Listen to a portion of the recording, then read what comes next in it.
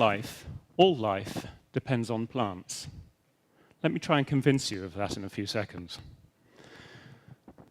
Just think for a moment. It doesn't matter whether you live in a small African village or you live in a big city.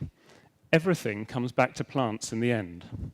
Whether it's for the food, the medicine, the fuel, the construction, the clothing, all the obvious things, or whether it's the spiritual and recreational things that matter to us so much, or whether it's soil formation or the effect on the atmosphere, or primary production. Damn it, even the books here are made out of plants.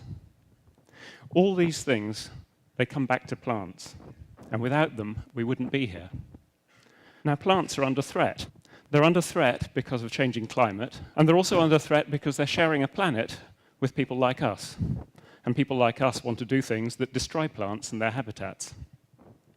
And whether that's because of food production, or because of the introduction of alien plants into places that they really oughtn't to be, or because of habitats being used for other purposes, all these things are meaning that plants have to adapt, or die, or move. And plants sometimes find it rather difficult to move because there might be cities and other things in the way. So if all human life depends on plants, doesn't it make sense that perhaps we should try to save them? I think it does. And I want to tell you about a project to save plants. And the way that you save plants is by storing seeds. Because seeds, in all their diverse glory, are plants' futures. All the genetic information for future generations of plants are held in seeds. So here's the building. It looks rather unassuming, really, but it goes down below ground many stories, and it's the largest seed bank in the world. And it exists not only in southern England, but distributed around the world. And I'll come to that. This is a nuclear-proof facility. God forbid that it should have to withstand that. So if you're going to build a seed bank, you have to decide what you're going to store in it, right? And we decided that what we want to store, first of all, are the species that are most under threat. And those are the dry land species. So, first of all, we did deals with 50 different countries. It means negotiating with heads of state and with secretaries of state in 50 countries to sign treaties. We have 120 partner institutions all over the world, in all those countries colored orange.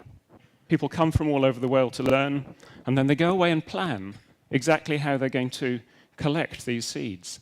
They have thousands of people all over the world tagging places where those plants are said to exist. They search for them, they find them in flower, and they go back when their seeds have arrived. And they collect the seeds all over the world. The seeds, some of it is very untechnical. You kind of shovel them all into bags and dry them off. You label them. You do some high-tech things here and there, some low-tech things here and there.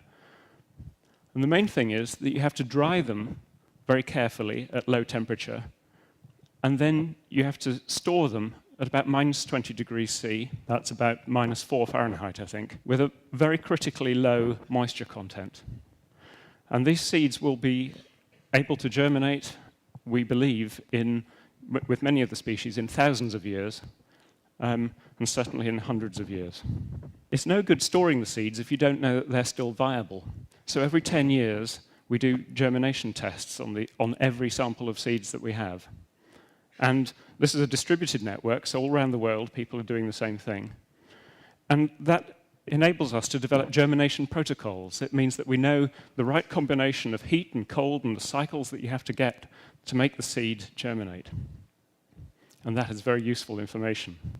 And then we grow these things, and we tell people back in the countries where these seeds have come from, look, actually, we're not just storing this to get the seeds later, but we can give you this information about how to germinate these difficult plants, and that's already happening.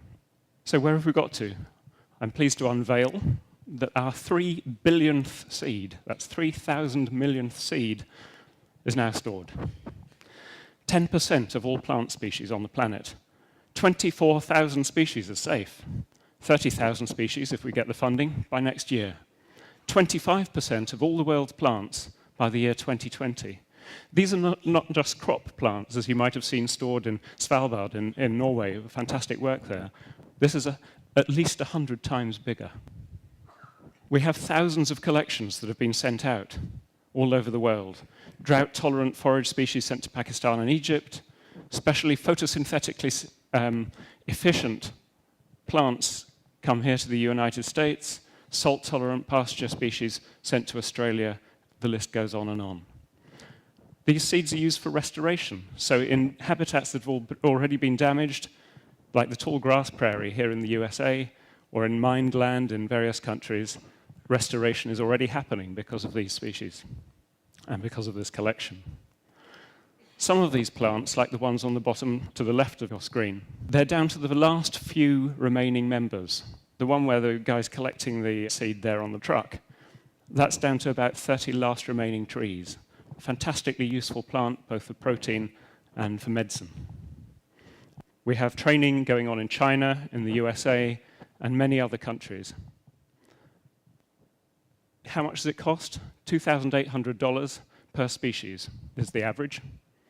I think that's cheap at the price, and that gets you all the scientific data that goes with it. The future research is how can we find the genetic and molecular markers for the viability of seeds without having to plant them every 10 years. And we're almost there. Thank you very much. Thank you.